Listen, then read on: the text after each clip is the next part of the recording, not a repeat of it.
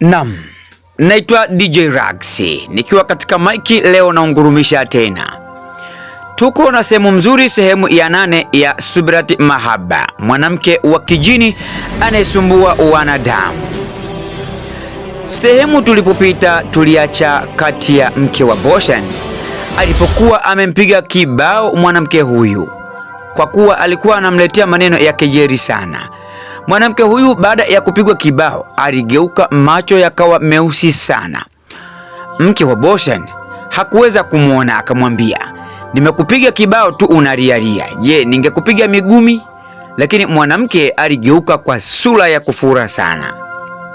Baadaye Bosha na mke wake wakiwa wametulia zao katika baraza yao, Bosha anamwambia mke wake, unajua jana nilijaribu kumuuliza maswali yangu mawili matatu, nikaona anajibu utumbo. Wakati wanaongea maneno hayo, pembeni yule mwanamke alitokea kimeujiza, akawa anawatazama, lakini wao wakawa hawamuoni. Akasema Boshan, ule muda wa kufurahia penzi lako umefika mke wangu, maana hata mimi mwenyewe ameshaanza kunichefua, kwa sababu haiwezekani mke wangu awe amenuna halafu yeye awe amefurahi. Wakati huo mwanamke jini akiwa anaendelea kuwatazama sana, alimtazama Boshan, kumbe ni mnafiki sana. Akamwambia mke wangu, usijali, kuwa na amani sana. Leo tutakwenda kufanya kikao kikubwa sana ambacho kitamfanya mwanamke huyu aondoke kabisa hapa nyumbani. Kwanza mi hata simkubali kabisa, anajifanya mwenyewe mzuri, lakini kumbe hamna kitu, ni weupe tu ule unaombeba. Anaweza kukushinda wewe, unafikiri mke wangu? Hawezi, mtoto mzuri kama wewe. Mwanamke jini aliendelea kuwatazama. Mrs. Boshan alifurahi sana leo kusikia kauli ya mume wake ikisema maneno ambayo yanamfariji sana katika moyo wake. Lakini wakati huo mwanamke jini yeye akiendelea kuungua juu ya maneno haya ya mwanaume mnafiki ambaye alimsaidia. Baadaye Bosha na mkewe waliitwa kwa Hindustan kwa ajili ya kufanya kikao cha suluhishi la ndoa yao inayokuwa na vikwazo kila siku. Hindustan akawaambia, nimekuita shemeji yangu kwa sababu dada juzi nilimwambia kuwa nitakuita ili tusuluhishe mambo yenu. Kuna matatizo mengi sana ambayo yanatokea katika ndoa yenu na yote yanasababishwa na wewe shemeji.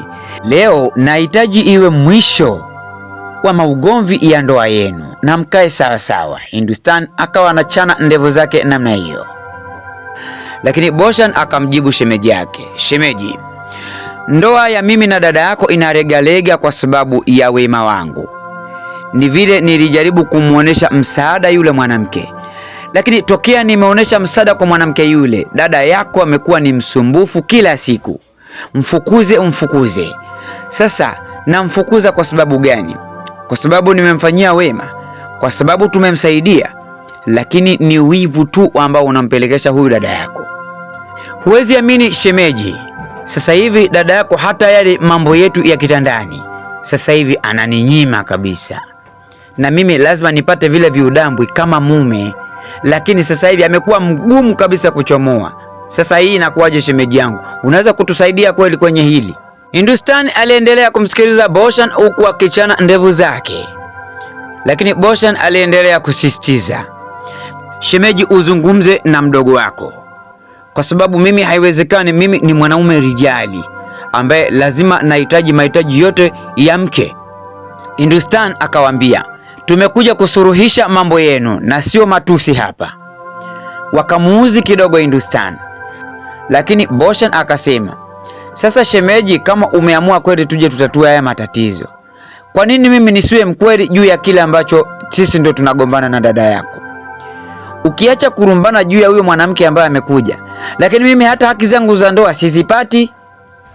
Hindustan akamwambia shemeji yake, nisikilize shemeji yangu, unajua wewe ndio kichwa cha familia hii, na wewe ndio mtu ambaye unaweza kumuongoza dada yangu. Unajua katika ile namna ambayo ulimsaidia yule mtu, baada ya kumpa msaada alipaswa aondoke ili dada yangu sasa aendelee kuwa na amani. Kwa hiyo mimi nahitaji tufikie kikomo cha kikao hiki. na anahitaji tukitoka hapa kaka, huyu mwanaume awe na adabu. Niwe na adabu ya nini? Wakaanza kupandishiana sauti kati ya mume na mke, Bosha na mkewe wakinyosheana vidole. Na hapo ikawa ndiyo mwisho wa episode yetu pendwa, episode ya 8 ya Subrati Mahaba.